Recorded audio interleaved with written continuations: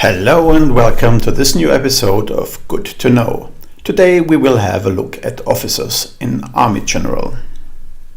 During a campaign, you will receive officers from your high command from time to time. This means that you can exchange leaders of your units before the next battle. But not every officer is suited for every unit type, so you will have different officers when it comes to artillery or to tanks, for example. Each officer has up to 4 attributes you have to consider before you choose him. The first one is leadership. Second one is attack. Third one is optional and is a specialty of the officer. And the fourth is defense.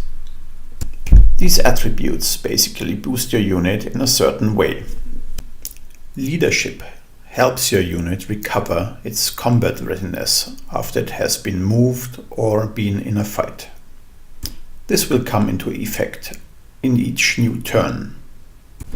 So a unit with a general that has a high leadership value will endure more on the battlefield and can be put into more fights and move longer distances during one mission. The attack level will be added if your unit is on the attack. In this case, you will get a bonus of 6 in addition to your attack strength. This is a general value that is added to all attacks. Likewise, the defense level is added to the defense strength of your unit if you are on the defense, if you're attacked by an enemy. In contrast to that, the fourth value, the speciality, is only added if the speciality is fulfilled. In this case, this officer is specialized in infantry warfare, so it will only apply if you combat an infantry unit. So which officer should you choose? Well, obviously, the more stars an officer has, the better he is.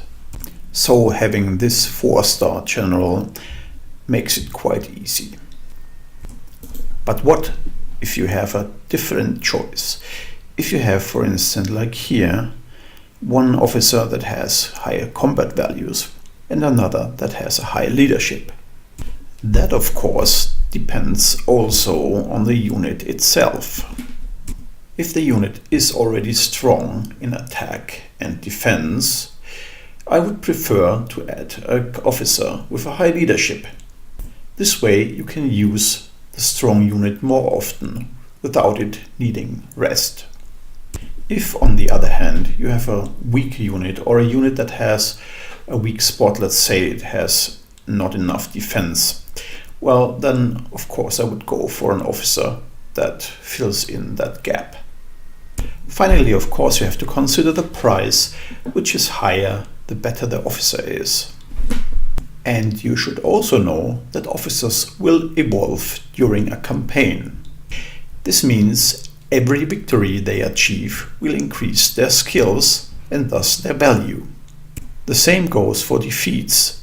If your officer is defeated several times, his skills will be lower than before. But those changes will take place over time and not suddenly, so you will have to wait several missions until you see a result of that.